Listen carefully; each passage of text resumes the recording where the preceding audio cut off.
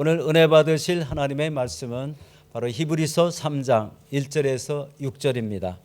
그러므로 함께 하늘의 부르심을 받은 거룩한 형제들아, 우리가 믿는 도리의 사도이시며 대제사장이신 예수를 깊이 생각하라.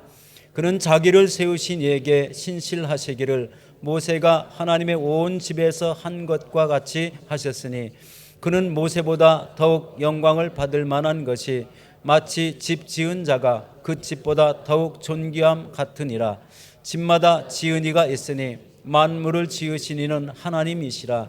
또한 모세를 장래에 말할 것을 증언하기 위하여 하나님의 온 집에서 종으로 신실하였고, 그리스도는 하나님의 집을 맡은 아들로서 그와 같이 하셨으니, 우리가 소망의 확신과 자랑을 끝까지 굳게 잡고 있으면 우리는 그의 집이라. 아멘.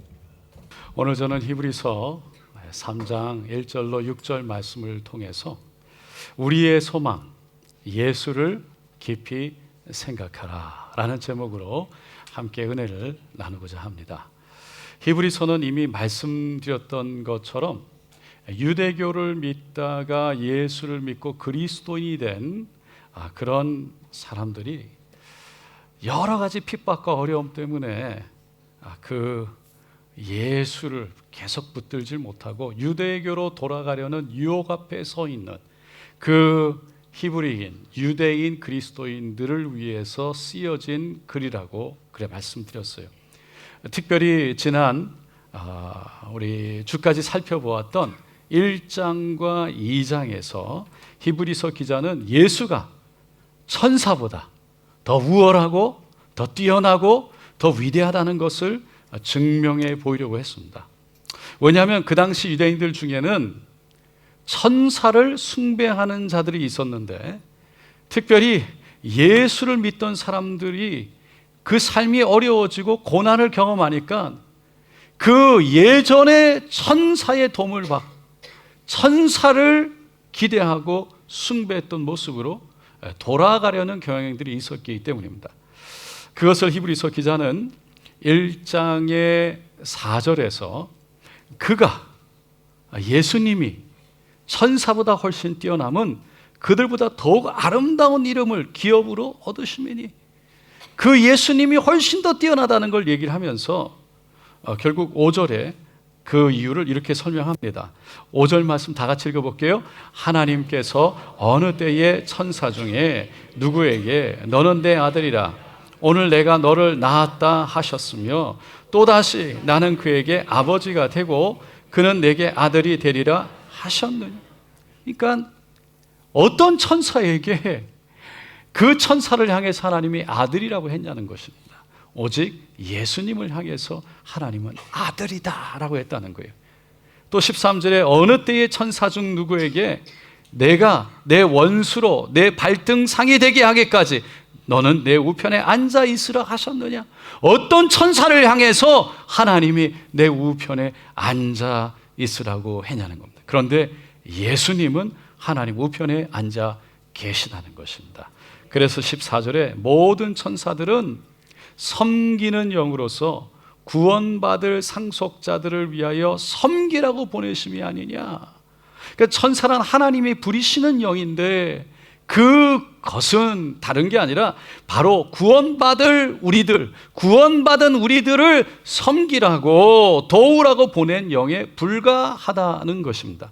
그러면서 왜 예수님이 이 땅에 인간의 몸을 입고 오셔야만 했고 왜 십자가에서 죽으셔야만 했는지를 2장에서 쭉 설명하죠. 2장 9절입니다. 한번 다 같이 읽어보겠습니다. 오직 우리가 천사들보다 잠시 동안 못하게 하심을 입은 자 곧 죽음의 고난 받으심으로 말미암아 영광과 존귀로 관을 쓰신 예수를 보니 이를 행하심은 하나님의 은혜로 말미암아 모든 사람을 위하여 죽음을 맛보려 하심이라. 그러니까 예수님을 천사보다 못한 사람의 몸을 입고 잠시 이 땅에 오게 하신 것은 천사보다 못해서가 아니라 그분의 죽으심을 통해서 우리를 구원하기 위해서라는 것이죠. 그래서 17절에 그러므로 그가 범사에 형제들과 같이 대심이 마땅하도다. 이는 하나님의 일에 자비하고 신실한 대제사장이 되어 백성의 죄를 속량하려 하심이라. 그러니까 구약의 대제사장들이 성소에 들어가서 짐승의 피를 흘려서 결국 그 백성들의 죄를 용서받게 했던 것처럼 예수님이 친히 대제사장이 되셔서 우리의 죄를 속량, 죄값을 치르시고 용서받게 하기 위해서 이 땅에 오셨다라는 것이죠. 그러니 히브리서 기자는 오늘 본문 첫 절 3장 1절에 다 같이 읽습니다. 그러므로 함께 하늘의 부르심을 받은 거룩한 형제들아, 우리가 믿는 도리의 사도이시며 대제사장이신 예수를 깊이 생각하라. 이 예수를 깊이 생각해서 왜 예수가 이 땅에 오셔야 했고 그리고 죽으셔야 했는지, 그 죽음을 통해서 이룬 것은 무엇인지 우리가 다시 한번 마음에 깊이 세우고 배우고 깨닫고 그의 안에 거하기 위해서 생각하라라고 말하고 있는 겁니다. 그러면서 2절부터는 이제 천사가 아니라 모세보다 더 높고 위대하신 예수님을 증거하기 시작합니다. 2절 말씀 다 같이 읽어보겠습니다. 그는 자기를 세우신 이에게 신실하기를 모세가 하나님의 온 집에서 한 것과 같이 하셨으니, 그러니까 그는, 예수님은 자기를 세우신 이에게 곧 하나님에게 신실하시기를 모세가 하나님의 온 집에서 한 것과 같이 하셨다. 예수님이 하나님께 신실하셨다라는 것은 1절에서 말하고 있는 것처럼 하나님이 십자가를 통해 우리를 구원하시는 일에 신실하게 이행하셨다라는 것이죠. 히브리서 기자가 예수님이 얼마나 신실하게 순종하셨는지를 모세가 하나님의 온 집에서 한 것과 같이 하셨다라는 이 말씀을 통해서 어떤 분들은 잘못하면 오해할 수 있는데, 모세는 하나님의 온 집에, 다시 말해서 이스라엘 백성 한 민족을 섬기는 그 섬김에 신실했다는 것이지만, 예수님은 그 이스라엘 민족만이 아니라 이 땅의 온 인류 모든 사람들을 위해서 하나님의 신실한 뜻을 섬기신 분이시다라는 것이에요. 그래서 모세와 예수의 존재는 전혀 다른 것입니다. 그래서 3절에 그는 모세보다 더욱 영광을 받을 만한 것이, 마치 집 지은 자가 그 집보다 더욱 존귀함 같으니라. 그러니까 모세는 마치 집과 같고 예수님은 그 집을 지은 건축자와 같다는 거예요. 여러분, 집을 보면 참 놀랍죠. 특별히 고층 건물, 아파트 같은 것을 보면 놀랍습니다. 어떻게 저게 지어졌고 수많은 사람들이 그 안에 들어가서 살 수 있을까? 놀랍습니다. 대단합니다. 훌륭합니다. 아름답습니다. 그러나 그 집이 아무리 훌륭하다 할지라도 그 집을 지은 건축가는 더 뛰어나고 훌륭한 것입니다. 그렇기 때문에 모세가 역사적으로 아무리 위대하고 아무리 놀라운 일을 했다 할지라도 그는 여전히 하나님의 피조물, 집과 같은 피조물이라는 거예요. 하나님이 지은 자라는 거예요. 그런데 예수님은 그런 것을 창조한 창조주 하나님 되신다는 겁니다. 그래서 훨씬 더 존귀하다는 것을 말하고 있습니다. 그래서 히브리서 기자는 4절에 이렇게 말했죠. 집보다 지은 이가 있으니 만물을 지으신 이는 하나님이시니라. 바로 그분이 예수 그리스도라는 거예요. 그러면서 5절과 6절에 이렇게 말합니다. 다 같이 읽어보겠습니다. 또한 모세는 장래에 말할 것을 증언하기 위하여 하나님의 온 집에서 종으로서 신실하였고, 그리스도는 하나님의 집을 맡은 아들로서 그와 같이 하셨으니. 그러니까 모세가 한 일은 장래에 말할 것을 증언하는 일이었다는 거예요. 근데 그 증언이 무엇이었습니까? 증언이란 건 하나님의 말씀을 받은 걸 전하는 건데, 그 모세가 증언한 게 무엇이었습니까? 모세는 장래에 말할 것을 증언한 것이 무엇이었냐는 거예요. 여러분, 구약의 모세오경을 쭉 보면 모세가 하나님의 말씀을 받아서 이스라엘 백성들에게 전하는 장면들이 계속 나오지요. 그때 모세가 하나님의 백성들에게 전했던 그 모든 말씀은 단순히 그냥 하나님의 메시지를 전하는 데 있었던 것이 아니라 그 메시지 안에 결국 앞으로 오실 예수 그리스도를 증거하고 있는 줄로 믿습니다. 여러분, 성막을 보아도 그렇고요, 성막 안에 지성소를 보아도 그렇고요, 그 안에 있는 언약궤를 보아도 모두가, 그리고 제사 드리는 모든 순서와 방법에 있어서도 예수를 예표하고 있다, 미리 보여주고 있다는 것이죠. 그래서 우리가 아는 것처럼 구약의 모든 말씀은 다시 앞으로 오실 그리스도, 메시아, 예수를 증거하고 있다는 것입니다.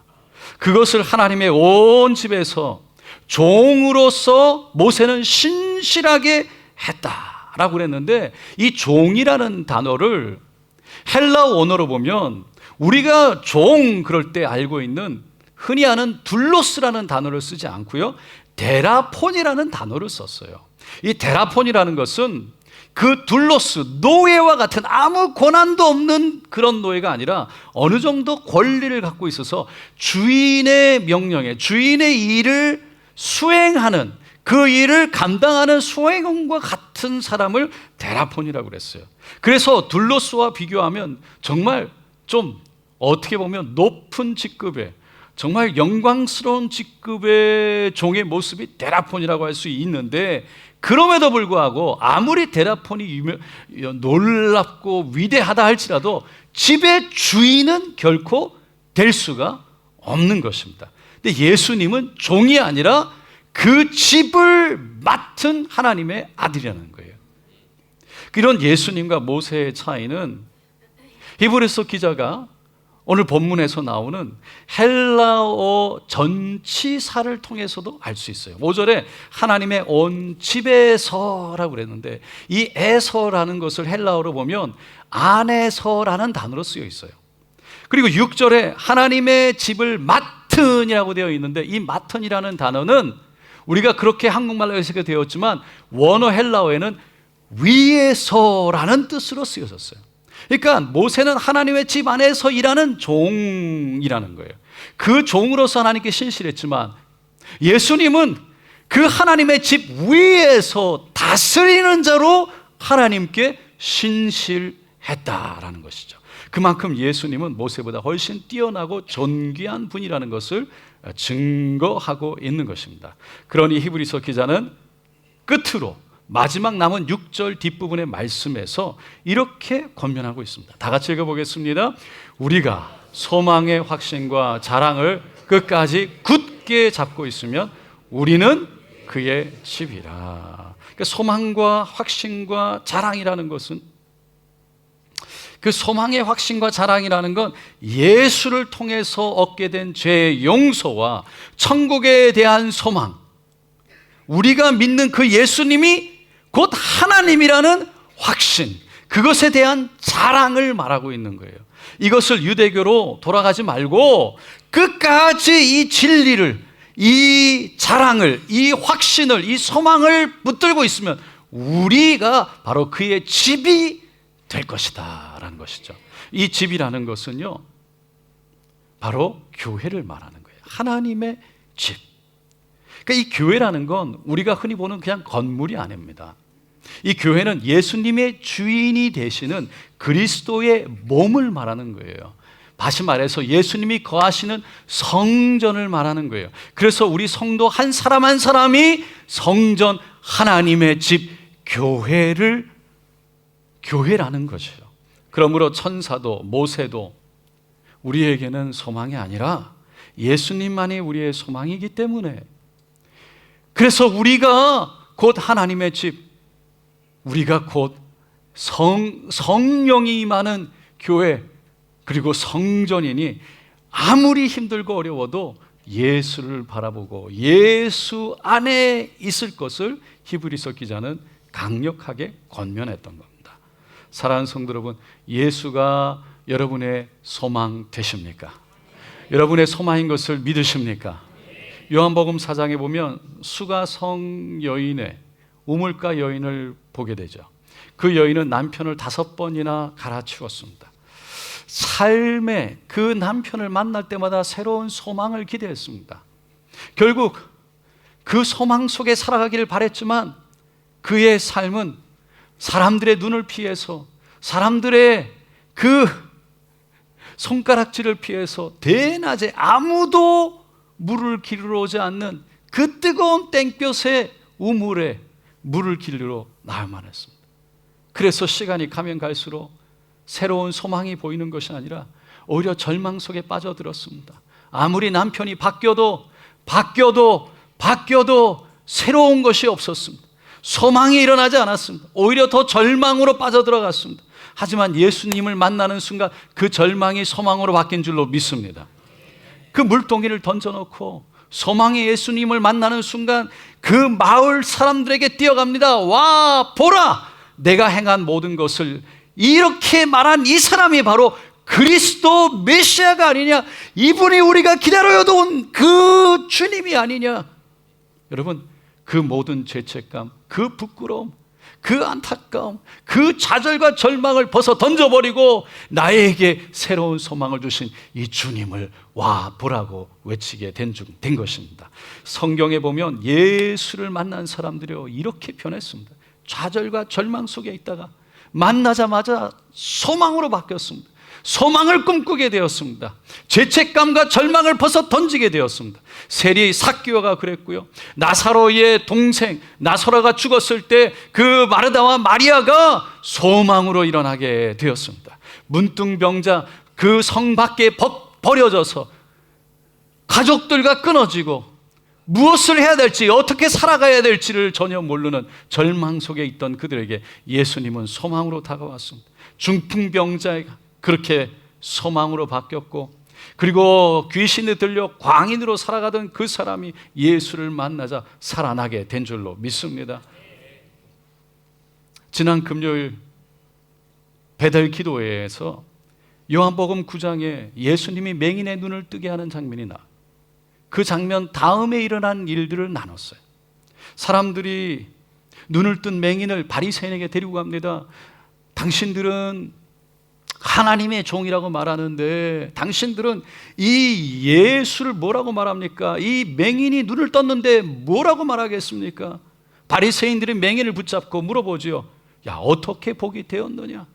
맹인이요, 예수라는 사람이 와서 진흙으로 눈을 비비더니, 그리고 실로암에 가서 씻으라고 그래서 내가 그대로 했는데 그 실로암 물을 씻을 때 눈을 뜨게 됐다는 거예요. 바리새인들이 어떻게 안식일날 그렇게 사람을 고치느냐, 안식일날 어떻게 그렇게 실로암까지 가서 씻게 하느냐, 일을 하게 했느냐, 이 사람은 하나님께로부터 온 자가 아니다는 거예요. 그리고 또 어떤 바리새인은 그럼에도 불구하고 아니 죄인이 어떻게 사람의 눈을 뜨게 하고 이런 표적을 행할 수가 있느냐, 하나님께로부터 왔다는 거예요. 서로 난리가 났어요. 그래서 다시 맹인에게 물어보죠. 그 사람이 내 눈을 뜨게 하였으니 너는 그 사람을 어떤 사람이라고 무엇이라고 말하겠느냐. 그랬더니 이 맹인이 그는 선지자이십니다. 하나님의 부르심, 하나님께 보냄을 받은 하나님의 사람입니다라고 고백해요. 바리새인들은요 맹인에게 원하던 답을 듣지 못했어요. 그 예수가 죄인이라고 얘기를 해야 되는데 그러지를 못하는 거예요. 그래서 부모를 부르죠. 부모에게 너희들이 말하는 이 사람이 맹인으로 태어났다고 말하는데 그러면 어떻게 지금 보게 되었느냐. 맹인의 부모는 이 사람이 우리 아들인 것이 확신하고 맹인으로 태어난 게 맞습니다. 하지만 이 아들이 어떻게 해서 눈을 뜨게 됐는지는 우리는 잘 모르겠습니다. 이 아들이 장성해서 컸으니까 이 아들에게 직접 물어보세요. 요한복음 9장 22절에 보면 이미 그때에 바리새인들이요 예수를 그리스도라고, 예수를 주라고 시인하면 그 유대교 안에서, 유대교 사회 안에서 출교하자고 결정했다는 거예요. 그러니까 맹인의 부모는 그 예수에 대해서 잘못 얘기했다가 유대교 안에서 출교를 당할까 봐 그게 겁이 나서 말을 못하고 저 아들, 장성한 아들, 어른이 된 아들에게 직접 물어보세요라고 책임을 떠넘겼어요. 하는 수 없이 바리새인들이요 다시 맹인을 붙잡고 물어보죠. 이번에는 답을 줍니다. 하나님께 영광을 돌리라. 우리는 이 사람이 예수가 죄인인 줄을 아노라. 아예 답을 주었어요. 그런데 맹인이 저는 그가 죄인인지 아닌지 모르겠습니다. 그러나 한 가지 아는 것은 내가 맹인이었다가 지금 보게 되었다는 사실입니다. 바리새인들은 자신이 원하는 답을 얻을 수가 없으니까 또다시 질문을 해요. 맹인을 붙잡고 그 사람이 너에게 무엇을 하였느냐. 여러분, 맹인이 그렇게 얘기를 했는데도 듣질 않으니까 짜증을 내죠. 아니 내가 이미 그렇게 말했는데 내 말을 듣지 않습니까? 어째서 또 묻습니까? 당신들도 그 예수의 제자가 되기를 원하시는 겁니까? 그 말이 바리새인들이 욱하죠. 욕을 합니다. 그리고는 너는 그의 제자이지만 우리는 모세의 제자이다. 하나님이 모세에게 말씀하신 줄을 우리가 알거니와 이 사람은 어디서 왔는지 알지 못하노라. 여러분, 유대교를 따르던 유대계 안에 있던 바리새인들에게는요 모세의 제자, 모세의 사람이라는 것이 너무나 중요했던 거예요. 그만큼 중요했어요. 모세가 하나님이 하신 말씀을 들은 것을 확실한다는 거예요. 하나님으로부터 모세는 왔다는 거예요. 그런데 이 예수는 어디서부터 왔는지 모르겠다. 하나님으로부터 오지 않았다. 인정하지 않는 거예요. 그만큼 그 당시 바리새인들이, 유대인들이 바라봤던 예수, 그 예수를 그 말씀에서 볼 수 있는 거예요. 하지만 맹인들은요, 그 맹인은 바리새인에게 이렇게 얘기하죠. 이상하다. 이 사람이 내 눈을 뜨게 하였는데 당신들은 그가 어디서 왔는지 알지 못하네요. 하나님이 죄인의 말을 듣지 않고 경건하고 그의 뜻대로 행하는 사람들의 말을 들으시는 줄을 우리가 다 알지 않습니까? 창세 이후로 맹인이 눈을 떴다는 얘기를 제가 들어본 적이 없는데 이 사람 예수가 하나님께로부터 오지 않았다면 어떻게 내 눈을 뜨게 할 수가 있단 말입니까? 그 말은 바리새인들이, 그 말을 들은 바리새인들이요, 너가 죄 가운데 태어나서, 온전히 죄 가운데 태어나서 우리를 가르치려 하느냐. 너의 죄, 부모의 죄 때문에 너가 그것 때문에 맹인 되어져서 죄인인 주제에 의인인 우리, 율법을 지키는 우리, 이 바리새인들을 너가 가르치려 해? 그리고는 화를 내고 쫓아버립니다. 맹인은 예수님을 만나게 되었습니다. 그럴 때 완전히 변화됐어요. 세상 사람들이 말하는 죄인, 본인의 죄 아니면 부모의 죄, 그래서 맹인으로 태어났다고 저주받은 인생이라고 늘 손가락같이 하는 그 음성 앞에 스스로 자책하고 자신은 아무것도 할 수 없는, 앞을 볼 수 없어서 절망과 좌절 가운데 살아가야 되는, 미래에 대한 소망이 없는 그 삶, 늘 구걸해서 다른 사람들의 도움을 받아야만 살아갈 수 있는 그 삶, 예수를 만나는 순간 그의 삶이 변화되고 새로운 하늘의 소망을 얻게 된 줄로 믿습니다. 그 소망 때문에, 그리고 그 예수를 경험한 그 은혜 때문에, 믿음으로 그는 바리새인들 앞에서도 담대하게 출교를 당할지라도 자신 있게 자신이 만난 예수를 증거했던 것입니다. 그러면 우리가 여기서 질문하게 되는 건 왜 예수가 우리의 소망인가? 여러분, 여러분에게 예수가 소망입니까?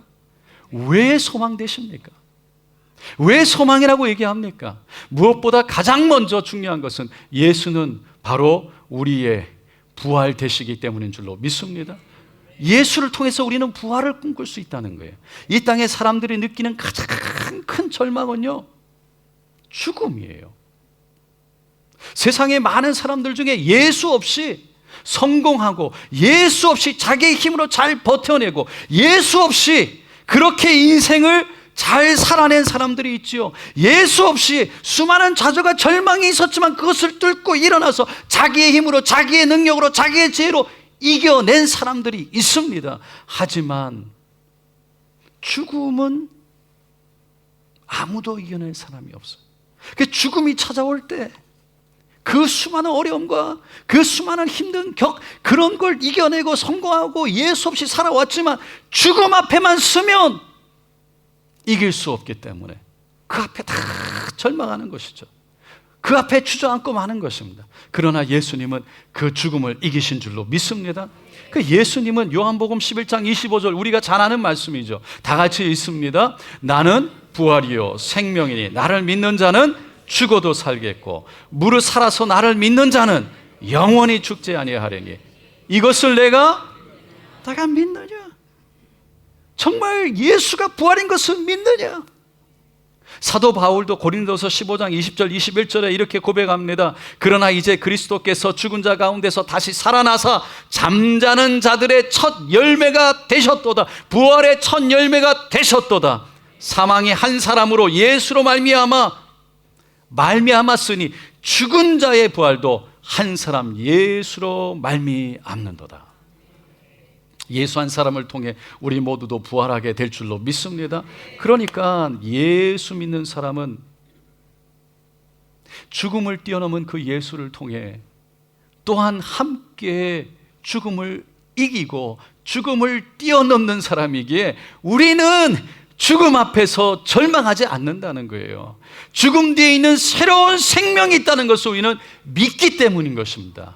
믿으시면 아멘 하시기 바랍니다. 그러므로 세상 사람들이 절망에 빠져서 그 죽음 앞에 어찌할 줄 모르는 그들의 두려움을 초월한 우리 예수 믿는 사람들은 이 땅에 사는 동안 어떠한 절망이 찾아온다 할지라도 할렐루야 하늘을 쳐다보며 그것을 초월해서 이기며 살아갈 수 있는 사람들이라는 것입니다.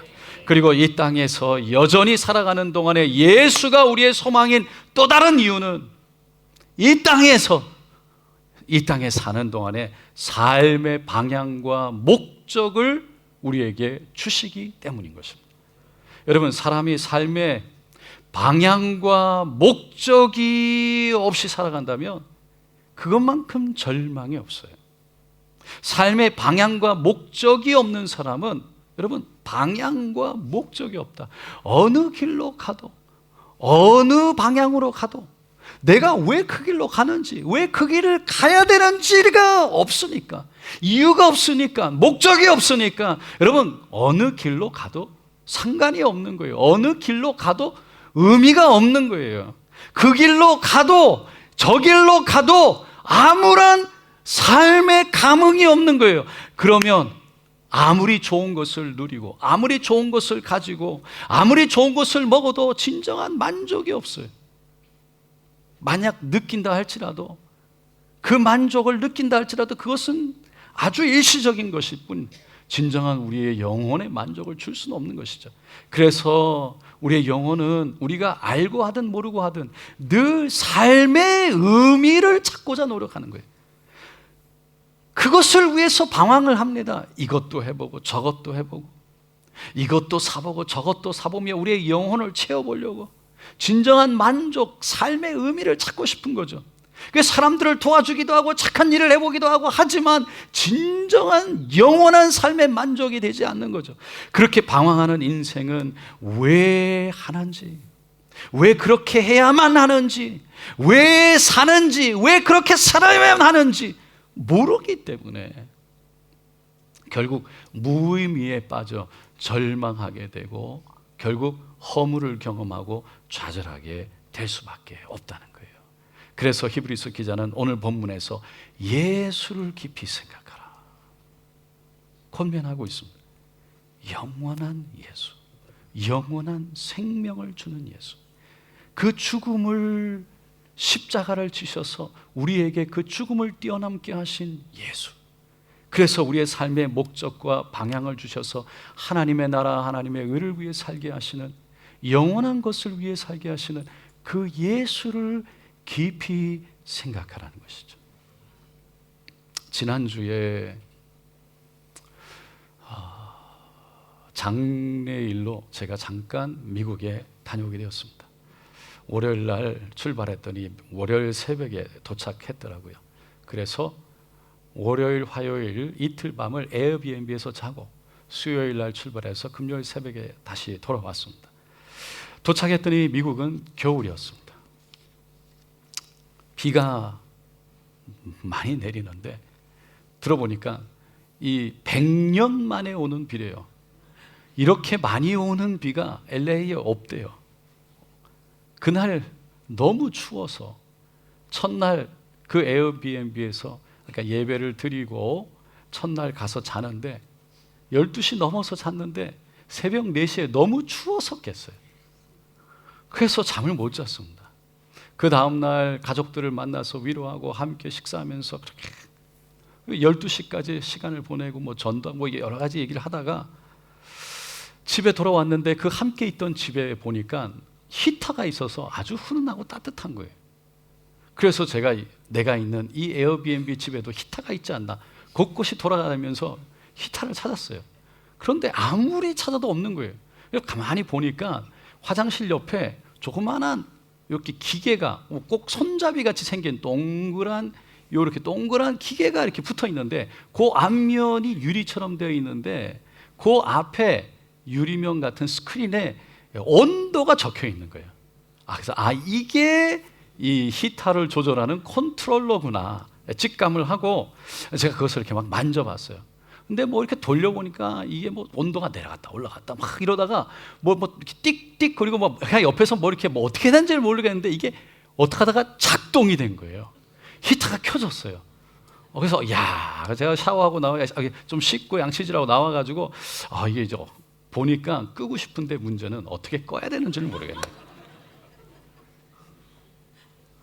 그래가지고 옆에 있는 걸 막 눌러보고 뭐 아무리 해도 도저히 알 수가 없어가지고 이렇게 바람개비 모양 그 팬 그 모양이 있길래 이렇게 막 뭐 하다가 이렇게 그게 있길래 이렇게 들어가서 그걸 눌렀어요. 그 스크린을 처음에 막 눌러봤더니 이게 터치가 아니고 그냥 스크린이더라고요.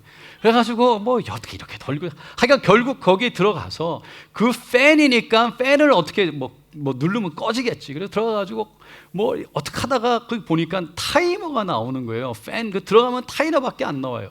그래서 타이머에서 1시간으로 제가 맞춰놓고 그러니까 켜서 막 돌아가고 있으니까 1시간으로 맞춰놓고 잤는데 이게 1시간 후에 꺼지는 타이머라고 생각하고 제가 잤는데 새벽 4시에 막 땀을 뻘뻘 흘리면서 너무 더워가지고 잠을 깼어요.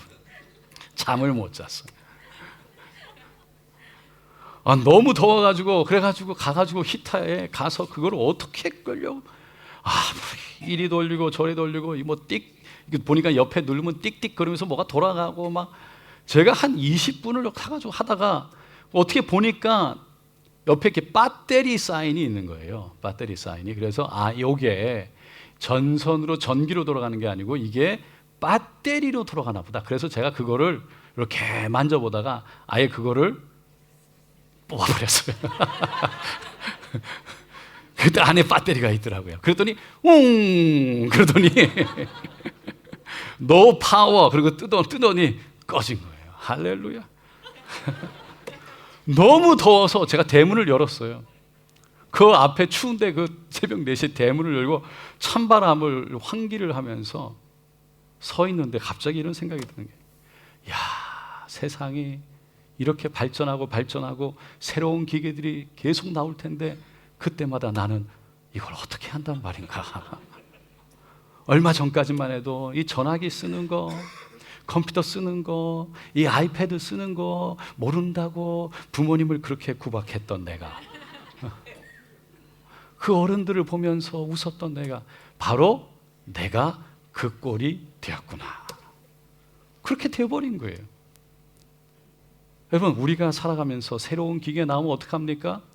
제가 시계도 그래서 전자시계를 차고 할렐루야 뭐 전화기도 어떻게든 배우려고 그러고 새로운 거 나오면 계속 사고 그걸 따라잡으려고 하지만 여러분 그렇게 배우고 알려고 하는 것처럼 신앙생활도 마찬가지라는 거예요. 제대로 신앙생활을 하려면 정말 예수를 더 깊이 알아야 된다는 거예요. 그러기 위해서는 예수를 생각해야 된다는 것이죠. 예수를 생각한다는 건 배우고 아는 것을 우리의 삶 속에 적용하며 살아가는 것을 말하는 거죠. 지난 금요일 기도회 후에 집에 왔더니 아이들이 오래간만에 신앙에 대해서 막 질문을 해요. 새벽 1시까지 대화를 하는데 그 모든 내용을 다 말할 수는 없지만 그 중에 하나가 자신이 예수를 믿고 나서 그리스도인이 되니까 이 예수를 믿는 사람으로 내가 착하게 살아야 되는데, 착하게 살아가야 되는데, 착하게 살고 싶은데 자신의 모습을 돌아보니까 그렇지 않더라는 거예요. 너무 자신이 죄고 자신의 마음이 죄고 그게 그렇지 않은 게 너무 고통스럽다는 거예요. 그래서 그게 너무 힘들어서 우울해지고 부끄럽고 두렵고 창피해서 그 마음 속에 내가 예수를 믿는다고 하는데 예수가 정말 내 안에 있나? 성령님이 내 안에 있나? 내가 정말 이렇게 사는데 그리스도인이 맞나? 이런 것 때문에 그렇게 마음 속에 갈등이 일어나고 고민이 되더라는 거예요. 그 제가 이미와 아직 사이에 살아간다는 내용을 설명했어요. 이미 예수님께 십자가에서 돌아가심으로 우리는 구원을 받았지만 아직 우리는 죽지 않았기 때문에 천국에 가지는 않았다는 거예요. 그 사이에 우리는 이 땅에 살아가는데 이 땅에 살아가는 동안 우리는 여전히 죄의 성을 가지고 살아간다는. 그래서 우리는 죄를 마스터한다는 거 없다. 그 아이들이 그 죄에 대해서 나는 마스터하고 싶다고 생각하고 내가 왜 죄가 마스터가 안 되냐는 거예요. 죄를 왜 내가 온전히 다스리지 못하냐는 거예요. 죄는 마스터한다는 게 없다는 거예요. 우리는 죽을 때까지 그래서 깨어서 기도해야 된다는 거예요. 그리고 무엇보다 하나님은 그렇게 우리가 죄인이고 우리의 죄성을 가지고 부족하고 넘어지고 여전히 나 같은 죄인인 것을 하나님은 우리를 사랑하시고 우리를 붙드시고 내가 죄인인 것 느끼는 것보다 더 큰 사랑으로 우리를 인정하셨다는 거예요. 그 하나님의 인정은 우리의 행위가 아니라 우리의 말이 아니라는 겁니다. 오직 믿음으로 인정을 받는다는 것입니다. 우리의 믿음은 바로 하나님의 자녀라는 것이고 그 믿음은 하나님이 우리를 죽기까지 사랑한다는 것이어서 우리는 믿음으로 용서받고 믿음으로 하나님 앞에 나가게 된다는 것입니다. 그래서 그 은혜가 너무 커서 그럼에도 불구하고 우리가 그렇게 부족하고 여전히 넘어지는 죄성 가운데 살아가는 우리를 할지라도 하나님은 여전히 우리를 끌어안아서 믿고 하나님 앞에 나와 우리 자신을 주님 앞에 내어놓을 때 주님은 끌어안아 우리를 용서하실 뿐만 아니라 사랑한다. 그래서 그렇게 살아야 된다는 두려움 때문에 착하게 살아야 된다는 그 강박, 그 억압 속에서 그렇게 살려고 하는 것도 맞지만 그보다 더 좋은 길은 그분의 은혜가 너무 좋아서 그분의 사랑이 너무 좋아서 그 은혜가 그 사랑이 너무 커서 그 사랑 안에 예수를 사랑함으로 따라가기를 원하고 예수가 있는 곳에 있기를 원하고 예수가 원하는 것을 하기를 원하는 마음으로 살아가는 것이 훨씬 더 좋다. 문제에, 부족함에, 두려움에, 걱정에 포커스를 두지 말고 저 예수, 하늘의 소망의 주님을 바라봐야 된다. 그랬더니 그제서야 내가 잘못 알고 있던 것들이 이해가 돼서 너무나 좋다고 환하게 웃는 모습을 봤어요. 여러분, 우리의 소망이 되신 예수를 깊이 생각하게 되시기를 축원드립니다. 예수를 깊이 생각한다는 건 예수를 배우는 거예요. 예수를 깊이 아는 거예요. 그리고 그 아는 것을 다시 생각하고 또 생각하고 또 생각해서 그 예수가 나에게 어떤 의미인지, 예수가 나에게 무엇을 하셨는지, 그래서 내가 어떤 사람이 되었는지를 확신하며 살아간다는 거예요. 그것을 누리며 산다는 거예요. 여러분은 예수를 아십니까? 예수를 아시면 여러분 얼마나 아십니까? 예수가 어떤 분이시며 어떤 성품을 갖고 어떤 의도와 어떤 생각으로 우리를 대하시는지를 아십니까? 그분은 우리를 위해서 무엇을 하셨는지를 아십니까? 그 모든 일들이 우리에게 어떤 의미이고 우리의 삶에 어떤 영향을 주었고 그래서 우리가 어떤 사람이 되었고 어떤 삶을 누릴 수 있는 것을 아십니까?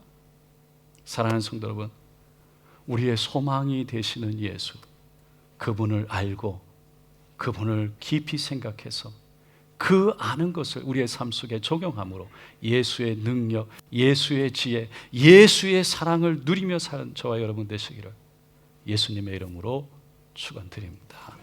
기도하겠습니다.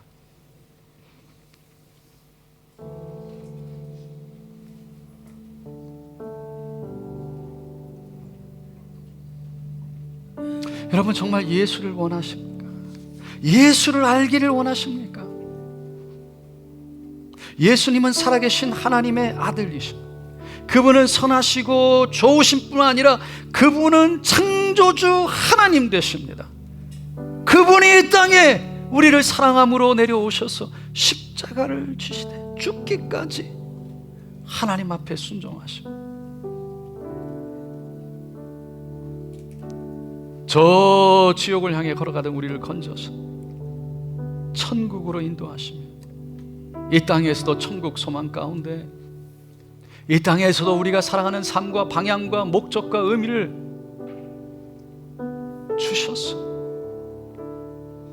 저 영원한 곳을 향해 우리를 걸어가게 하시는 줄로 믿습니다.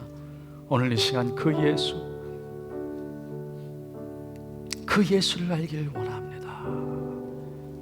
내가 아는 그 예수, 그냥 그 예수를 고백하고 끝나는 것이 아니라 그 예수가 우리의 삶 속에 경험되어지고 느껴지고 그 예수의 능력과 그 예수의 은혜와 그 예수의 지혜가 우리의 삶 속에 적용되어지고 나타나기를 원합니다. 그 예수가 누구인지, 그래서 내가 어떤 삶을 누릴 수 있는지 그 예수의 능력이 경험되어지기를 원합니다. 오늘 이 시간 우리 함께 주여 간절히 세움부리고 기도합니다. 주여 주여 주여. 할렐루야 할렐루야 할렐루야. 주여 할렐루야 할렐루야 할렐루야. 예수 예수 예수 예수. 주여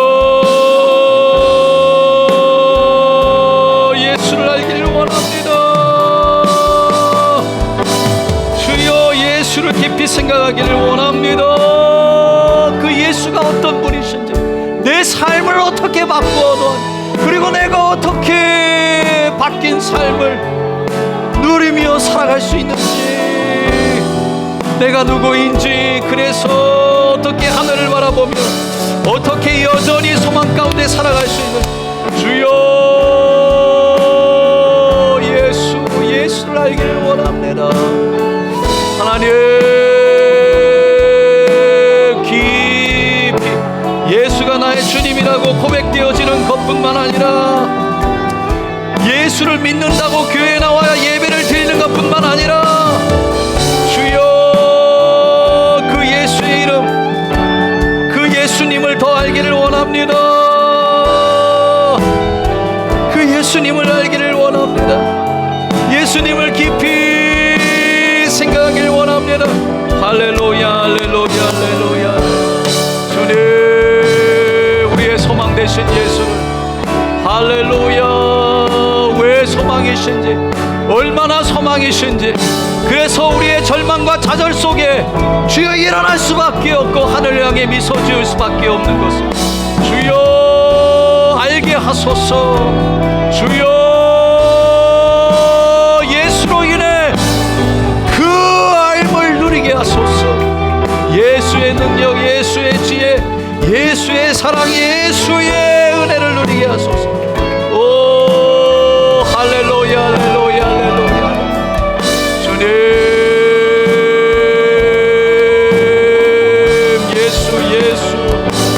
예수를 알게 예수를 알기를 원합니다. 예수가 정말 누군지 알기를 원합니다. 예수가 정말 누군지 배우기를 원합니다. 주님 구하기를 원합니다. 찾기를 원합니다. 오 할렐루야,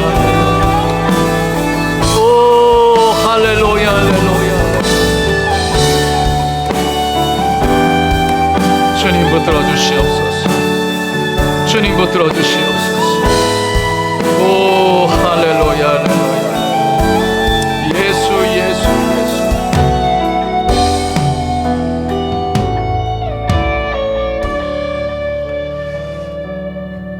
우리가 그리스도인이라고 말하는 이유는 예수를 믿기 때문이죠.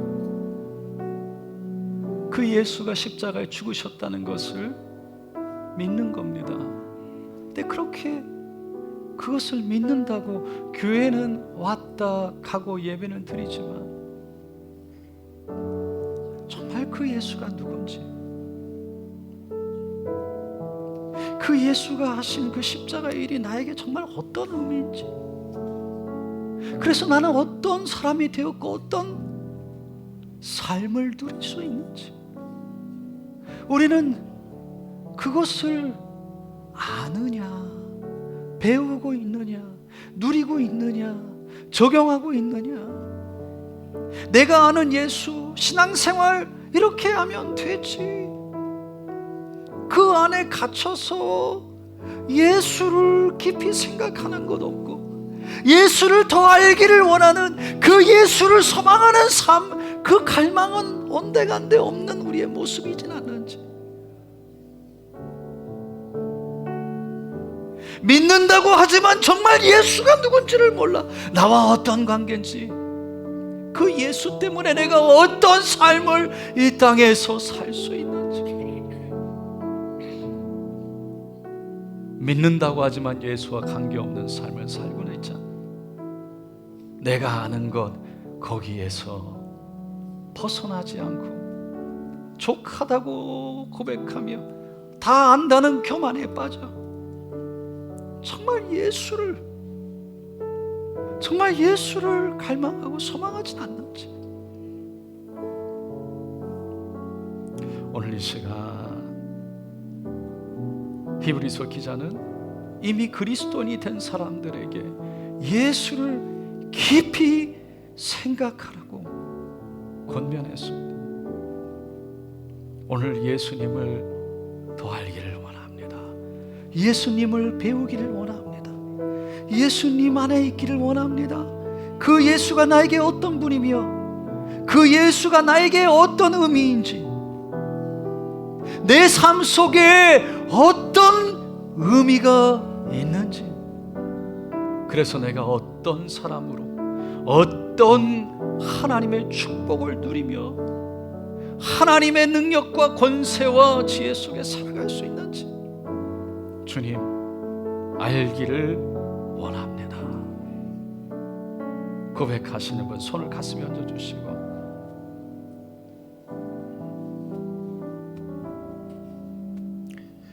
믿음으로 아픈 곳에 또한 손을 얹고 함께 기도하겠습니다.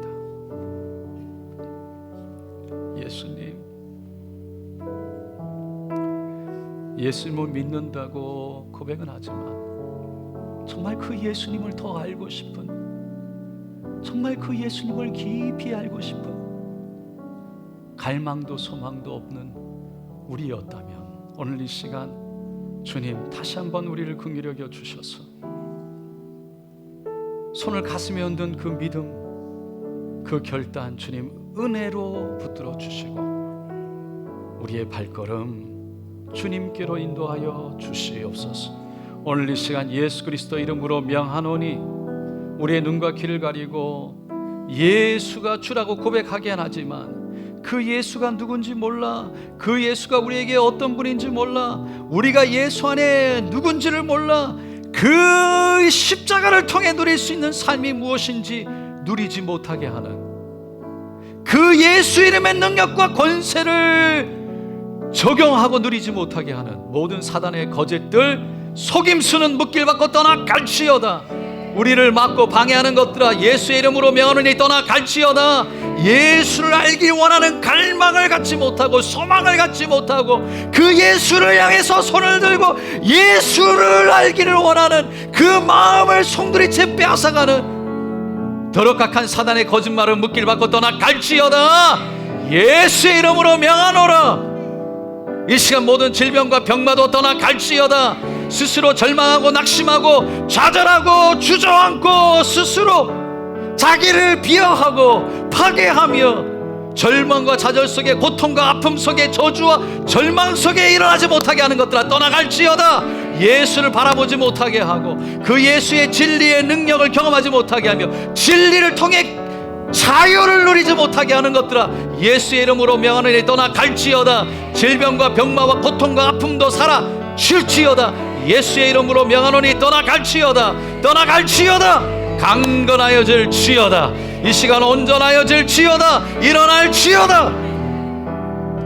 오장육부 뼈마디 이 시간 모든 부위마다 주님 예수의 보혈로 바르고 덮고 채워주시고 못장난 손 안수하여 주셔서 주님 강건하게 붙들어 주시옵소서. 오늘도 말씀하시고 치료하시고 만지시고 우리를 주님께로 인도하시는 분은 오직 성령님이시 하나님 홀로 영광 받으시옵소서. 감사드리며 예수님의 이름으로 기도드리옵나이다. 아멘.